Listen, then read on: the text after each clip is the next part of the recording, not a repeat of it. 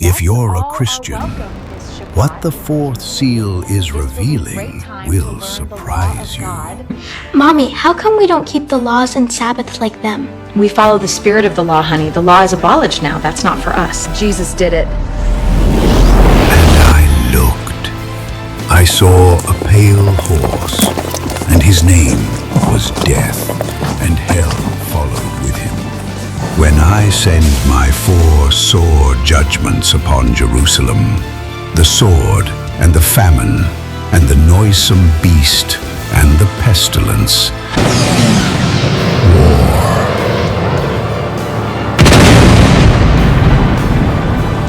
This day I give you the choice between life and death! Famine. As you can see, Greg, these people are starving and have had no consistent, sustainable food for months now. In that I command thee this day to love Yahweh thy God, to walk in his ways and keep his commandments and his statutes and his judgments, that thou mayest live! Pestilence. Well, if the war and food shortages weren't bad enough, they're calling this COVID on steroids with no vaccine in sight. I'm Caitlin Collins with the latest. But if you will not hear this covenant and go and worship other gods, you will perish from the land! Because ye have said, we have made a covenant with death, and with hell are we at agreement. I have set before you life and death, blessing and cursing. Therefore choose life! When the overflowing scourge shall pass through, it shall not come unto us. We have made lies our refuge, and under falsehood have we hid ourselves. Hail shall sweep away the refuge of lies, and the waters shall overflow the hiding place. And your covenant with death shall be disannulled, and your agreement with hell shall not stand. When the overflowing flood shall pass through, then ye shall be trodden down by it. Sign the dotted line. It's time!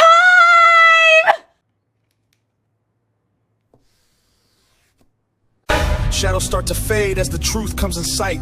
On the 4th day, he said, let there be light, let there be light. As you noticed in this seal, you see a pale horse, and his name is Death and Hell. And you probably noticed in this trailer what's going on in this passage, but if you didn't, I'm going to explain it for you. Moses told us at Mount Sinai in Deuteronomy chapter 30, I'm giving you a choice between life and death, blessing and cursing. It's life if you keep the covenant that Jehovah gave, and you keep his statutes, you keep his commandments, you keep his judgments. This tends to life. Now, if you don't keep the commandments and you don't keep the covenant that God gave, and let's say you're a Christian and you say, that's not for us, that's for them. This is what Moses is describing as death. This tends to death. Therefore, choose life that you may live. So it's your choice to heed to the eternal covenant that God gave to 1,000 generations. Now, this seal about the horse on a pale horse, and death was his name, and hell rode with him. This is coming from Isaiah 28.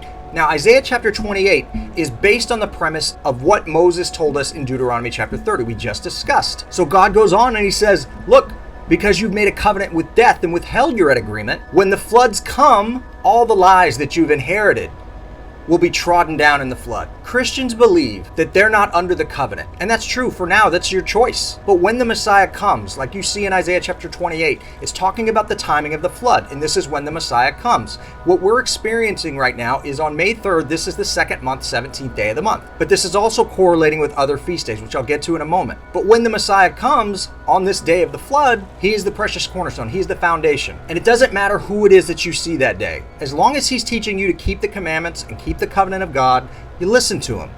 Doesn't matter who it ends up being. So this message is to the people who say, the covenant's not for us, the covenant's for them. That's what God is addressing here. He's saying, because you made a covenant with death and with hell you're at agreement, because you haven't chosen my covenant, which is eternal and gives life, and you've made a covenant with death and with hell, Then when the flood comes on that day, the Messiah will stand and he will remove all the lies that you've made your refuge. Christians believe Sunday is a day of worship because they worship Jesus. Christians think you should keep Easter, Christmas, all these different things that are not associated with the covenant that the God of Israel gave himself. And because of that, God says hail will sweep away these refuge of lies that you've inherited. You know, many Christians read in Revelation and it says there was great hail about the size of a talent. And they don't understand what this is coming from. It's stemming from this passage in Isaiah chapter 28. This is symbolism rooted in the Tanakh. The whole book of Revelation is meant to try to reveal something to the church that's hidden from their eyes. Deuteronomy 29:29 states, the secret things belonging to Jehovah our God, but those things revealed belonging to us and our children forever, that we might do all the words of this law. This is why Jesus is constantly telling the people in the book of Revelation that you are to overcome. Now, what are you trying to overcome? It's the lies that you've inherited. You have to heed to the voice of God and take upon his words, and then everything in this book will be revealed to you. But that's why Christians spend so much time trying to understand this book, because it's veiled from their eyes. But once you overcome, and once you keep the covenant of God, and once you keep the commandments and the statutes, all of the symbolism in this book is revealed to you. But it's displaying a message that you're not going to like, because if you're in the church, it is contrary to what you've been taught. That's why the book is called the book of Revelation, because it's supposed to reveal to this audience that the idolatry of the church in worshiping Jesus and the Torah infidelity, the rejection of God's laws, that's what this book is revealing. That it's an error. And I know that may not be what you want to hear, but you're watching this channel to try to get information and knowledge, and you're not going to get this from another channel. I'm giving it to you right now because the time is short. Because if it is this year, it would be on May 3rd. This is the day that Noah entered the ark, and it is the same day that the Messiah will come. And I have a lot of Jewish friends, people that have left the church, get on to me and say, well, why are you mentioning the New Testament? Why are you mentioning the book of Revelation? Please pay attention. If you want me to use passages from the Tanakh to explain when this time comes, I'm giving it to you right now. Look at Isaiah chapter 28. Look at Isaiah chapter 26 when he says, come, my people, enter into your chambers. What are the chambers? Listen to the style of language that God is using. You should know this. If you know the Torah, if you know the Tanakh, you should be able to understand what these things are. It is our wedding chambers.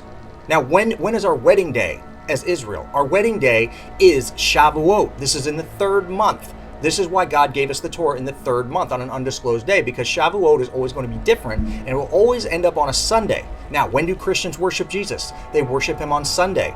So when the Messiah comes, he's going to expose the nakedness of the church, because they're worshiping an idol, just like when Moses came back down from the mountain and they were worshiping a golden calf. The Messiah will come and he will expose the nakedness, just like when the people were naked worshiping a golden idol on the day that he came back down. And I know if you're Christian, you're saying, well, I can't accept that. How dare you?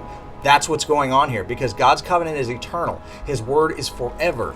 And so he is going to choose somebody who overcame from the church, who hearkened unto his laws. He became as David, and he listened to what the God of Israel said with his whole heart and overcame. And then he's given the kingdom, because he's supposed to rule with a rod of iron, just like Jesus promised to the person that overcame, is that he would rule with a rod of iron. As a vessel of a potter, he shall break them into shivers. You ever wonder, Christian, why Jesus says he comes as a thief? Remember, Judas was a disciple of Jesus, but Judas was a thief. The thief comes not but to kill and to destroy.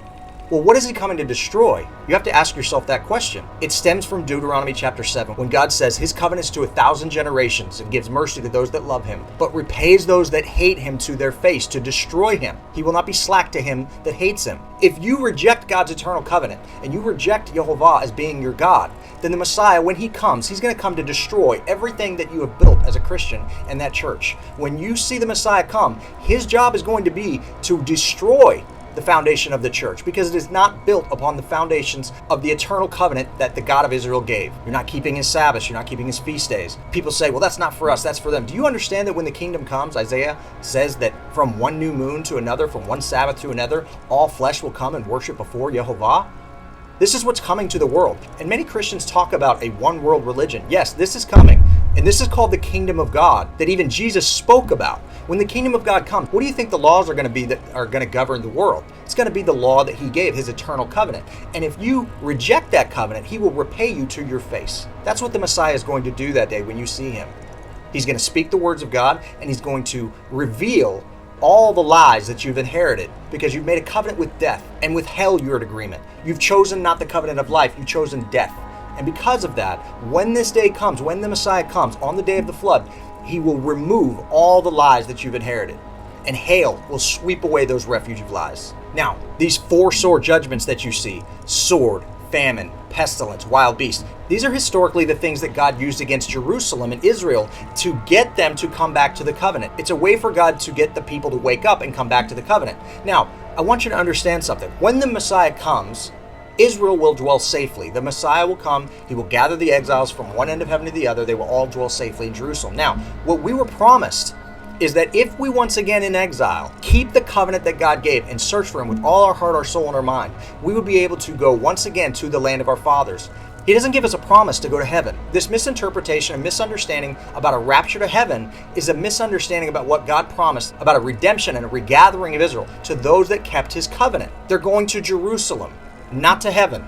But what God promised is that when this day comes and we are regathered from one end of heaven to the other and we go back to Jerusalem, he will take all these curses that we were going through and he will place them on everyone that hated you. So if you're someone right now who has kept the covenant and you're awaiting a time to go to Jerusalem, all the curses that God used to use to get you to come back to him, he will place sword, famine, wild beast, pestilence on everybody else in the world because the curse is now reversed. So right now you're looking at Israel, you're looking at the Strait of Hormuz, and you're starting to see a global supply shock. Well, what's that going to do? This is going to cause famine. 33% of the fertilizer comes out of that strait. And if you don't have fertilizer, guess what's going to happen to the supply chain for the food? It's going to go down. If you don't have fertilizer, you can only feed 2 billion people in the world. Now, why do I mention this? Because famine is one of these judgments. Do you remember when Jesus said in Luke chapter 6, he said, "Blessed are you that hunger now, for you shall be filled.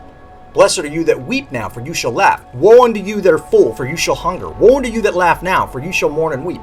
Do you understand what he's quoting from? He's quoting from Isaiah chapter 65 when he says, "Behold, my servants shall eat, but you shall be hungry. Behold, my servants shall drink, but you shall be thirsty. Behold, my servants shall rejoice, but you shall be ashamed. My servants shall sing for joy of heart, but you shall cry for sorrow of heart, and shall howl for vexation of spirit."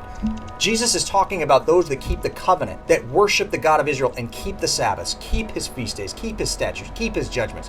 They've chosen the covenant of life. Whereas the Christians, they are attached to Jesus, but they don't keep the covenant of God. You need to take heed how you're hearing what's going on in this New Testament, because if you misunderstand things that are going on in here, you're going to get a totally different understanding of what was intended. It is written in that way because God wants you to seek and find with all your heart, your soul, and your mind. And if you misunderstand, then you'll end up in that church and you'll believe all these lies, that covenant is not for us, it's for them. That covenant is done away with.